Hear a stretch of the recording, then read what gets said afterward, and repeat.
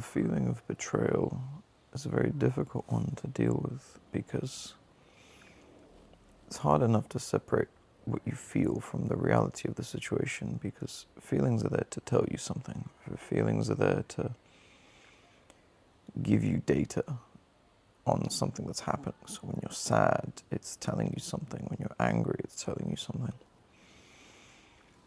And it's hard enough to push past those feelings to get to the actual truth. None of this my truth nonsense. There is the truth.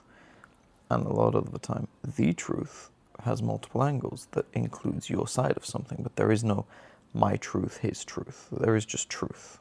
It's silly to imply you have your own unique version of the truth. No. What you say could be the truth, what someone else can be the truth, what someone else says can be the truth. Betrayal is hard because trying to separate the feeling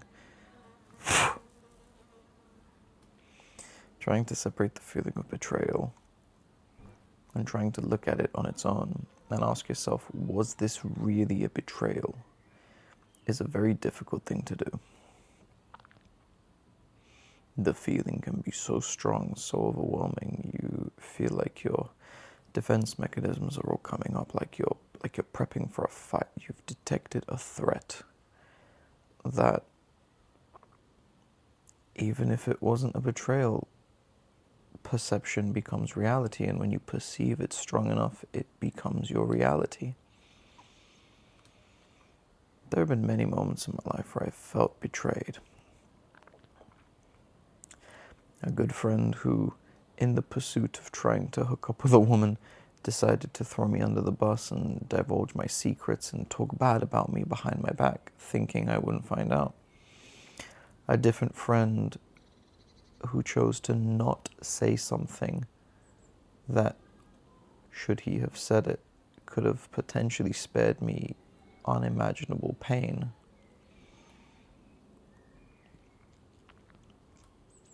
A girlfriend who I confide in about my experiences of being sexually coerced and the implications it's had and the effects on my sex life that it's had, that naturally came out with me and her.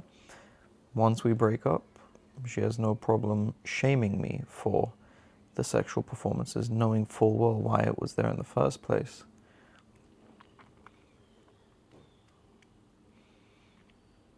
People spreading lies, people spreading information, friends choosing to drop me from their lives without wanting to hear my side of anything ever.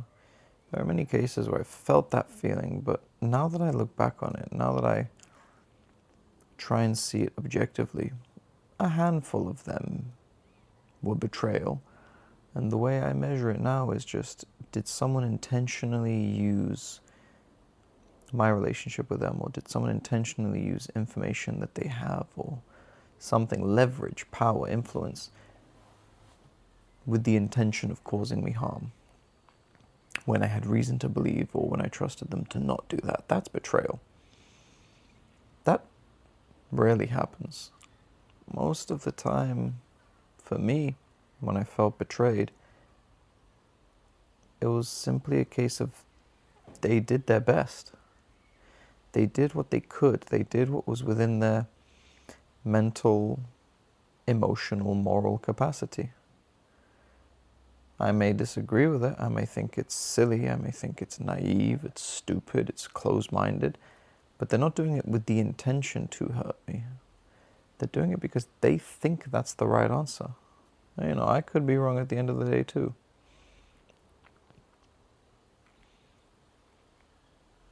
When a little retarded child sees a dog and it pets it, but it pets it very aggressively and it hurts the dog, do you get mad at the kid? No.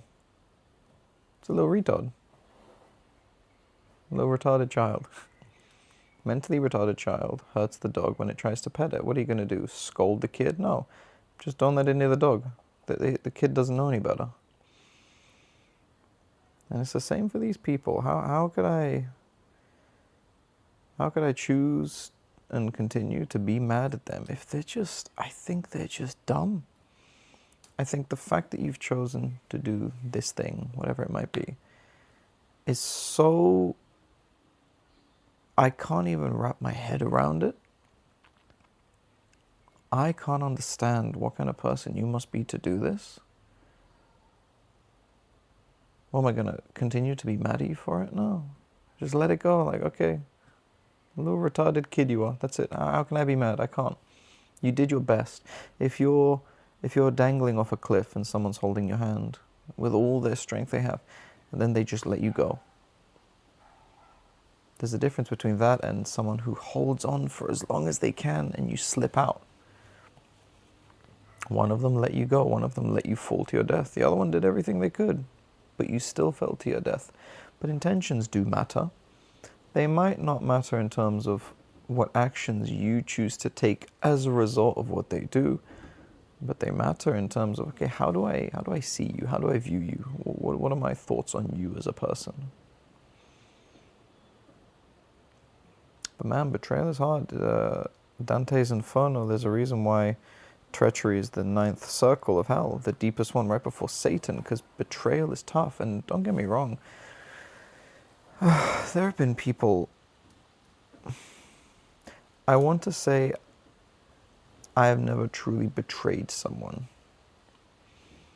But then I suppose that's not for me to say. There have been moments where absolutely people have felt that I have betrayed their trust, or I've harmed them, and I of course have done harm. I've made my mistakes. I've hurt people. I've done things that I wouldn't do now. And I suppose all that matters is, what do you believe in your heart? Do you believe that you truly never meant to do someone wrong, despite the fact that you did them wrong? Because then that's just stupid, but that's okay. I mean, it's not okay, but it's preferable to having malicious intent for someone. I can forgive stupid.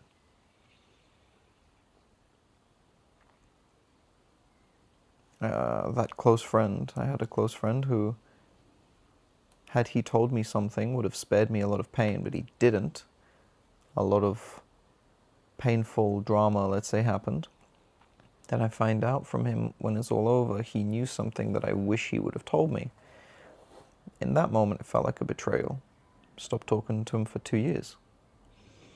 Then, funnily enough, the only thing that changed that was I ended up doing something much worse to a different friend of mine. I had good intentions for her. I truly wanted to help, but I kind of did fuck her over.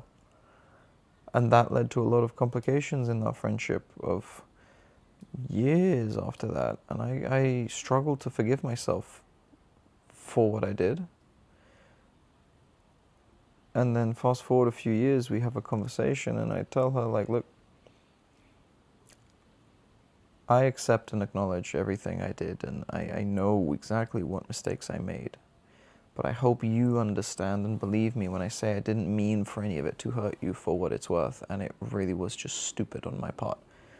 And she just simply said, I can forgive stupid. And then being on the other side and being on the giving side of that, it allowed me to forgive my friend from before. Sometimes you don't really understand the other side until you are there, until you catch yourself in a moment of, oh, this is how they felt. Because empathy can only take you so far. Compassion can only take you so far. But until you actually experience it, you won't really know.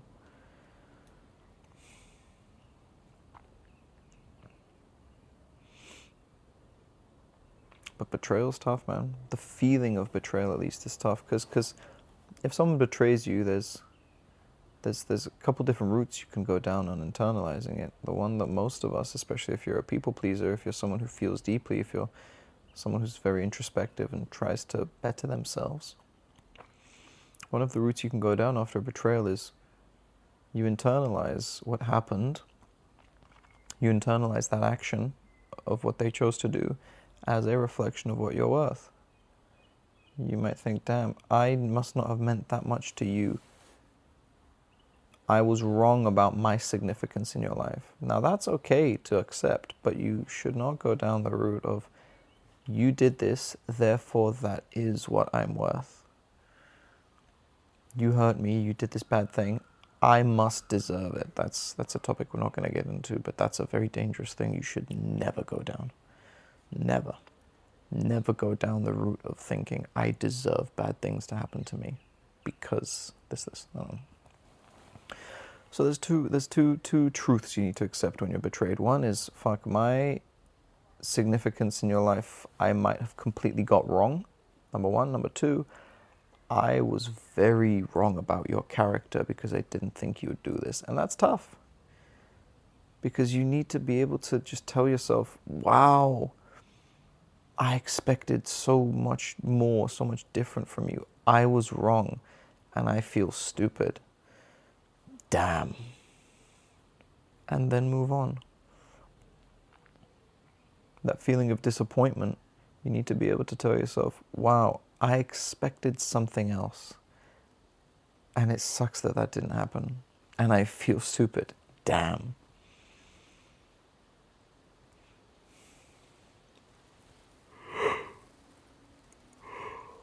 There's inevitably going to be the feeling of beating yourself up about it. Being like, how could I think this? How could I? Look, you did the best you could.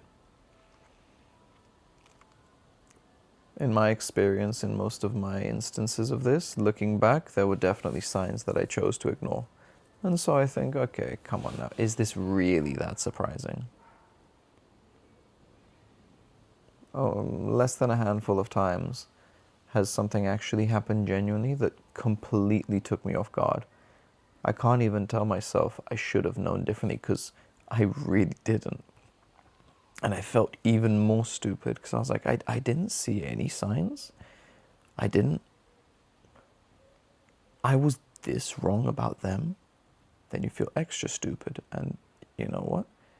That's okay as well.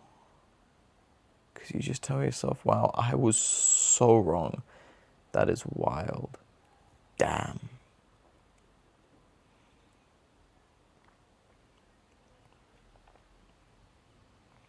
Betrayal is tricky, not because it gets rid of the good, but not because it replaces the good, but because it adds on to the good. It's not like this good version of this person that you saw is completely replaced by something bad. No, it adds on. You have more layers now. The good feelings and love you have for them aren't replaced. They are just mixed in now with shit. And it's difficult to separate the two because you want to hate them, but then you miss them. You want to cut them out from your life, but then you want to forgive them. And for so long, I was so angry at these people. Regardless of if it's a betrayal or not, a lot of the time, in my cases, all of the times where I felt betrayed, what they did was wrong. Whether it was a betrayal or not, probably wasn't, but it was at least wrong. And for so long I was so angry, and still part of me is, but for so long I was so angry, and I thought to myself, I need to let go of this anger. It's not doing me anything, it's just burning me up from the inside. I'm holding on to it. It's like my brain's a muscle and it's just contracting and staying tense. And then it dawned on me, I got it the wrong way around. I thought in order to let go of my love for them, I need to let go of this anger, like the anger is the source, but no.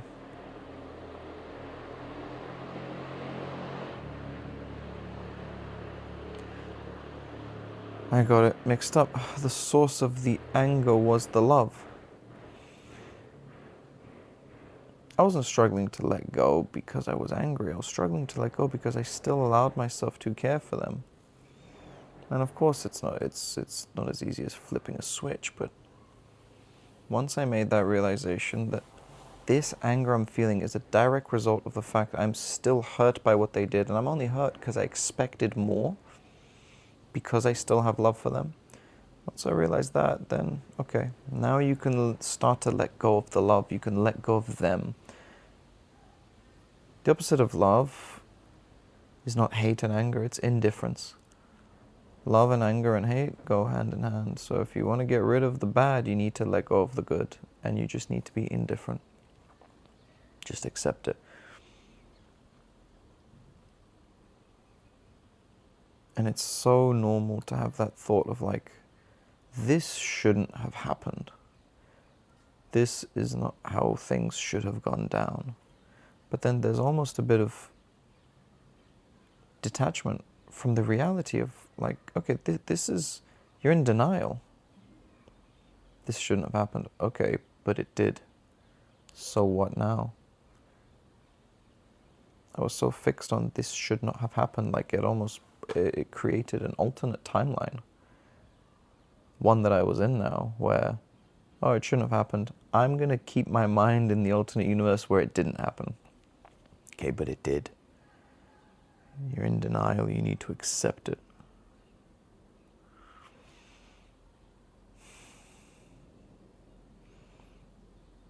But ultimately, the worst form of betrayal is when you betray yourself. When you do something or choose to do something that you know is not who you are, or not who you want to be, not who you value, when you betray your own values, then you don't trust yourself. And I was there, I did a bad thing. It was bad less in the sense of what the actual thing was, more in the sense of the symbolism behind it. What this meant. Now maybe I was overly dramatic about it. Maybe it didn't mean that much, but who am I to say how things should have gone? But I did something and it made me doubt myself for so long.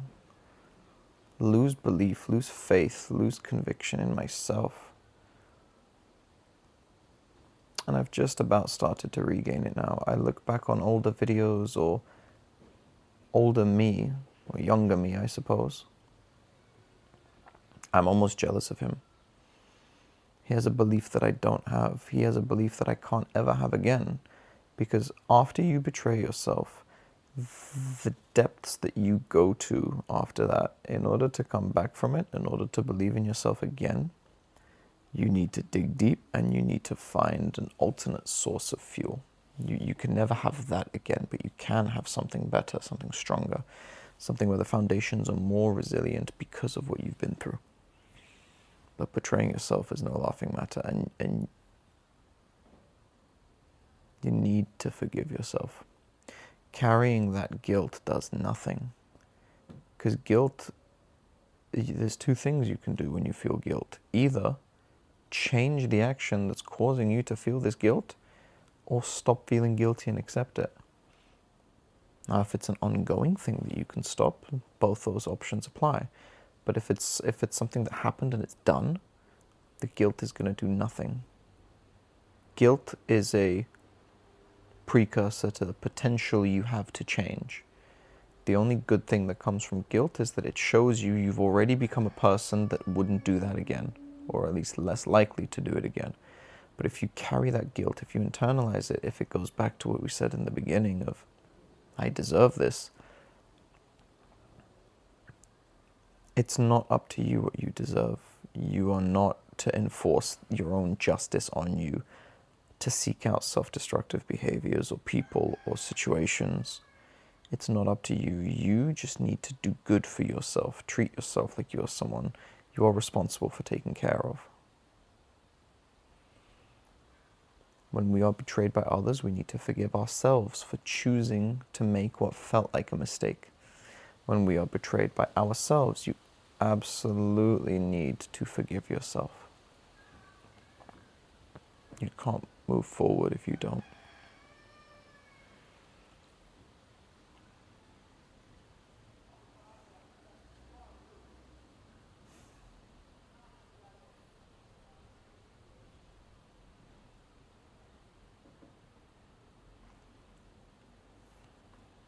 Guilt doesn't cleanse you. Guilt doesn't wash away any of the bad things you've done.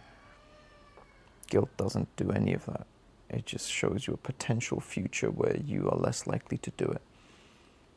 It shows you, and it's proof that you have a higher calling, that you are capable of being more. It's the potential within you that feels that guilt. It's you and the higher version of yourself, the future version of yourself. So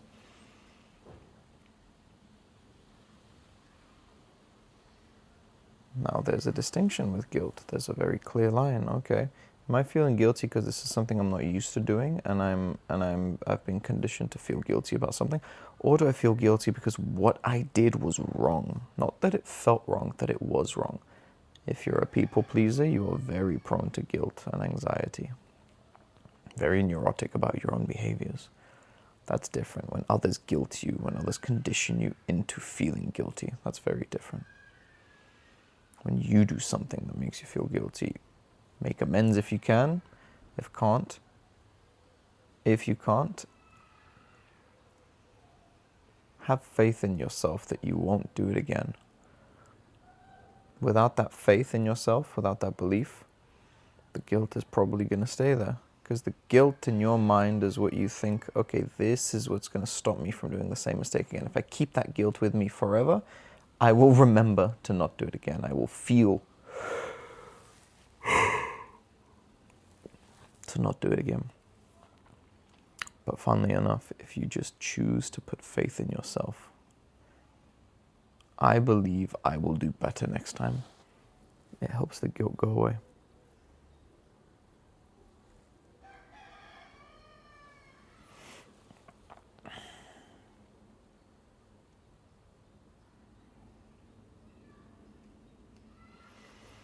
It's very tempting to paint this narrative in your own mind that it's you against the world. That as soon as somebody slips up, they're against you. They never had your back. You question all of the good things they did, and did they ever really mean it? You question the integrity of all of their kindness. Excuse me. It's very normal to get on the defensive.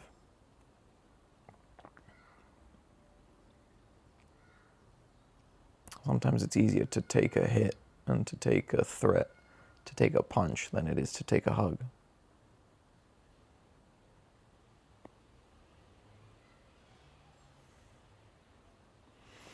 The way I choose to live my life now, the way I try to live my life now, is that I will give people the benefit of the doubt. Not because they deserve it, not because statistically it's the right thing to do, but that's the person I want to be. Because even if I'm wrong about that, I know I will be okay. If I have an issue with someone who I consider a friend, I will talk to them about it, and I will try and approach it from a place of kindness, to not put them on the defensive, but to still speak about, this is a problem for me. And if they choose to take it however way, that's on them. It's not my responsibility to avoid a conflict. It is my responsibility to stand up for myself, because no one else would. No one else will.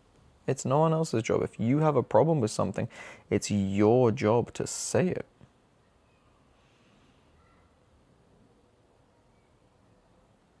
And if it doesn't fix anything, if people are looking for a fight, if people are looking to misunderstand, misinterpret you, they will find a way either way. So if anything, I would rather give you that reason sooner than later.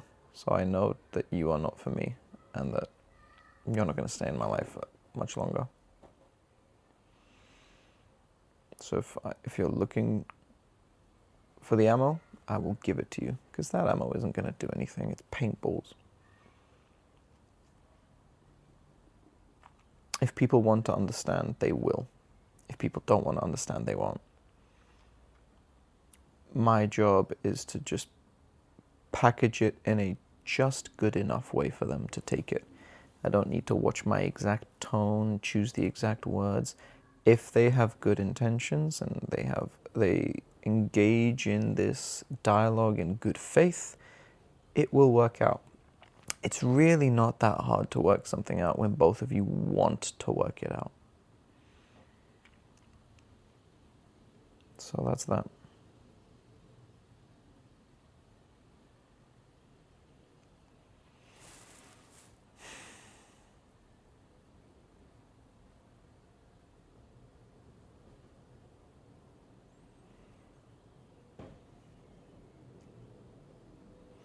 It's okay to be tired. It's okay to be tired from losing people and being wrong about people. It's okay. As long as you don't stay tired for good.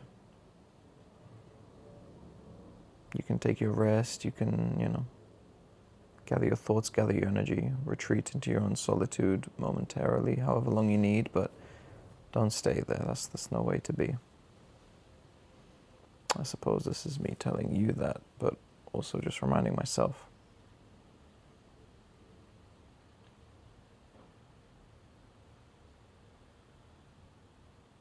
I think I'll just sit here for a moment again.